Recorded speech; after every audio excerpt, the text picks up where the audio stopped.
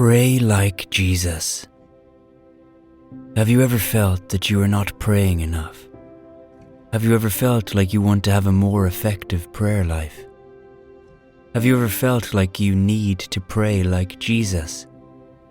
We all want to be like Jesus. We like the idea that he is a man without sin. It is not an idea, it is a fact that Jesus lived as a human being and there was no sin in him. We all want to be like him. We want to act like him. We want to talk like him. And we want to be filled with wisdom just like him. The part of Jesus that we need to be like is the part of his prayer life. How did Jesus pray when he was on earth? Luke 22 verse 44. And being in an agony, he prayed more earnestly, and his sweat was as it were great drops of blood falling down to the ground. Here, we see one of the ways Jesus prayed. We see how he was filled with a passion for prayer. He prayed earnestly. His mind was fully into that prayer he was praying. Many of us these days, we are easily distracted by the things around when we are praying.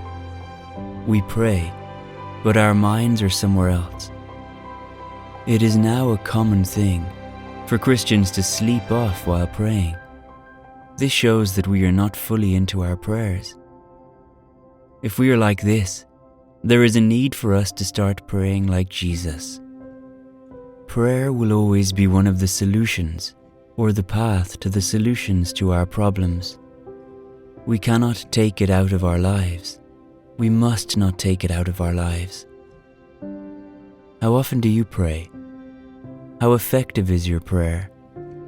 Are you having the feeling that your prayer is not powerful enough? These feelings may come as a result of the way you pray. You need to start praying like Jesus. We are Christ-like, and then we must start to exhibit the character of Christ in our lives. The Bible says we must pray continuously, and there is a reason for this. We should not be that kind of Christian that goes a day without prayer. We should never be like that Christian who does not consult God when there are challenges. And we should never be that Christian whose prayer life has been weakened. When what connects us to God is removed, how do we intend to talk to God? We must never let our prayer life die. Jesus was not known for miracles only while on earth. He was known for a life full of prayer. There is nothing Jesus would want to do without praying. Jesus took prayer seriously. He could have decided not to pray because he was filled with the Spirit of God. He could have decided that he would not pray because he has come to save the world, but he did not. He felt there is a need to pray, and to pray continually. Jesus did not just pray alone, he taught his disciples how to pray.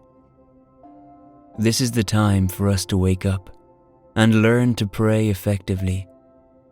This is the time to stop being a shallow Christian with a zero prayer life. This is the time to be filled with the Spirit of God.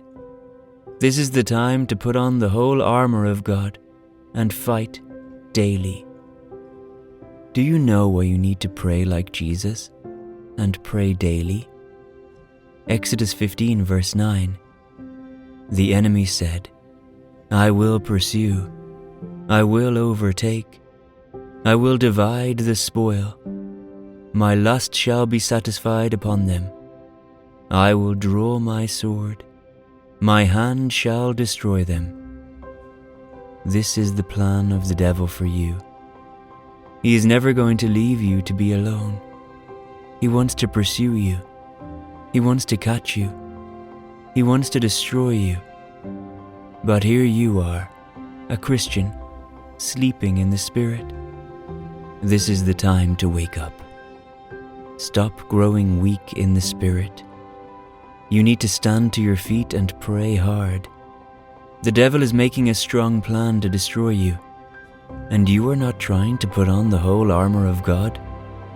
He is doing all he can. He is putting all in place to destroy you. Look at Jesus. He tried to do the same thing to Jesus, but Jesus was full of power. Jesus was a prayerful man. He gave no chance for the devil. If you are truly Christ-like, you must have that power too, and you must pray like Jesus. It is not enough to be careful that you don't fall in sin. It is not enough that you speak like Jesus. It is not enough that you mimic the life of Jesus. You must also pray like Jesus. When Jesus prays, something must happen. That is what we call an effective prayer. The Bible says in James 5 verse 16 that the effectual fervent prayer of a righteous man availeth much. It will be wrong for you to pray and nothing happen. It will be wrong for you to pray and the devil cannot feel it. It will be wrong for you to pray and you are being mocked in the covenant of the witches and the demons. This is not supposed to be. You are supposed to be a threat to the demons when you start praying. You are supposed to be a threat when you kneel or when you say, "In the name of Jesus." Don't be okay with 15 seconds of prayer. I am not saying your 15 seconds of prayer will not be effective. Sometimes the duration of your prayer doesn't matter. You can just command something and it will be established.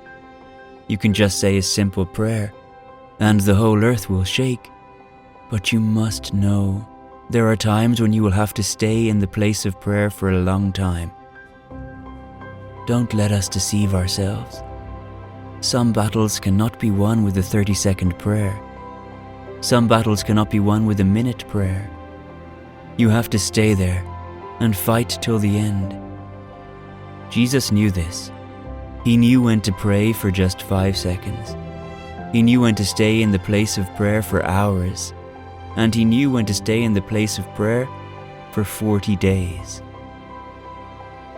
You need to know that even though your few words can do great things, you must also know that there are times you must stay longer in the place of prayer. If the devil is not going to take a day off trying to destroy you, if the forces of darkness are not going to relax, trying to weaken you and then destroy you, you should never stop praying. The Bible says that you must pray continually. Why again do you need to pray like Jesus? Ephesians 5 verse 16. Redeeming the time, because the days are evil. The Bible says the days are full of evil. There is not a time that there will not be any evil. It is what we are seeing around us today. It is what we are seeing in the world.